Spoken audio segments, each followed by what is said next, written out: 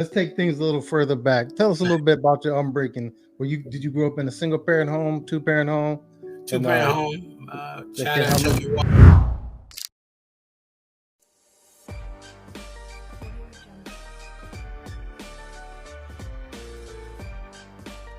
Found out. You played basketball, lived right across the street from the dump, the playground. And we walk around this dude like, that's y'all cousin. Like, what? So I said, small world. Y'all better stop dating people from Aliquippa. You never know.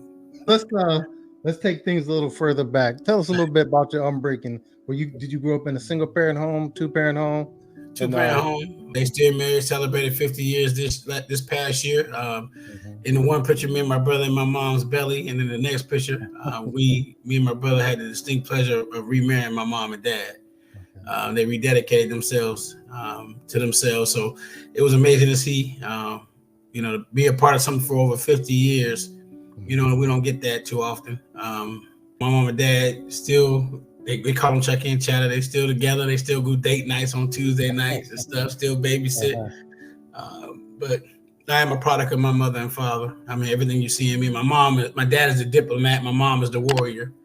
So if you see me talking, it's my dad. If you see me ready to go, it's my mom. So I always tell people, you don't want that chatter to come out of me.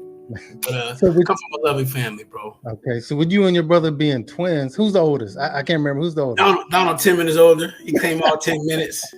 All 10 minutes, bro. If it's 12 o'clock, you better not touch a candle till 12:10. Better not touch one. So you did mention that after high school you went to college. You said that was Robert Morris. Yeah. So were you at Robert Morris at the time when they was switching to starting to have a football team, or you? Yeah, I got there in '94. Right when when Joe Walton came in from the Jets, and he brought Robert Morris football team, and I was part of I didn't play the first year. The second year I did play.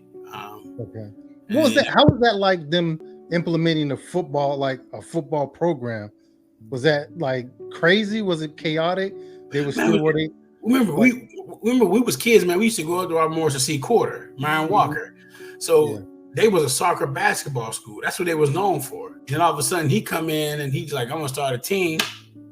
And he took everybody from Beaver County, anybody who wanted to play, and in '94 and started that team.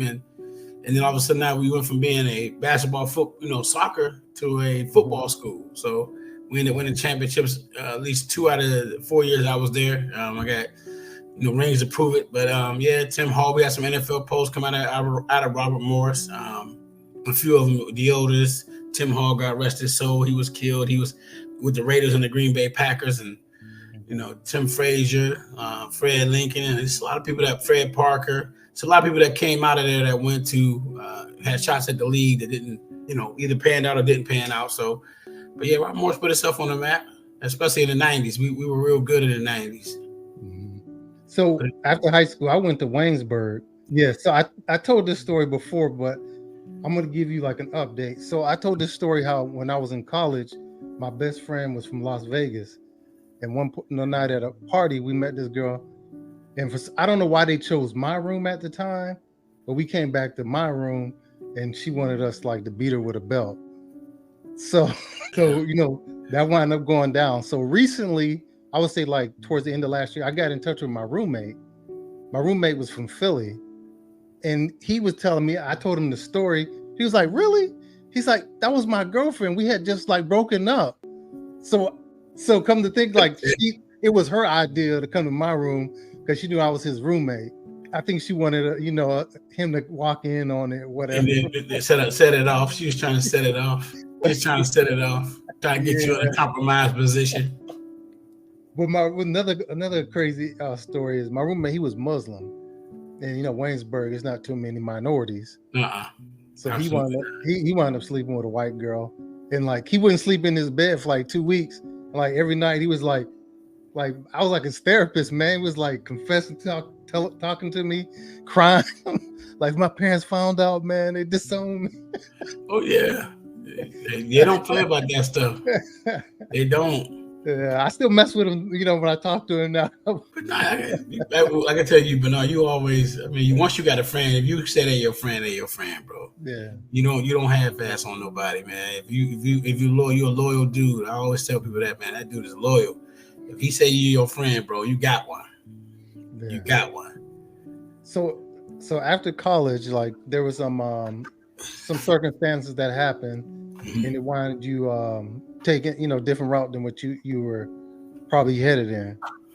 And most people will say like they want to complain about what's going on, or instead of you complaining, you put action behind that. So do you want to like get into that and kind of tell us like what happened and what went from there? You kind of mentioned it earlier, but so my journey to this mayor position, is different from most. Sometimes so let's say I'll go back to high school. Let's rewind it. So when I went to college my freshman year, about my sophomore year, I took a rhetoric class and a speech class, and I sent a letter to the mayor at the time, which was Battellini. And it was funny how I wrote this letter about what needed to be done, and I was in college, and he ended up returning the sender. He ended up sending that mug back.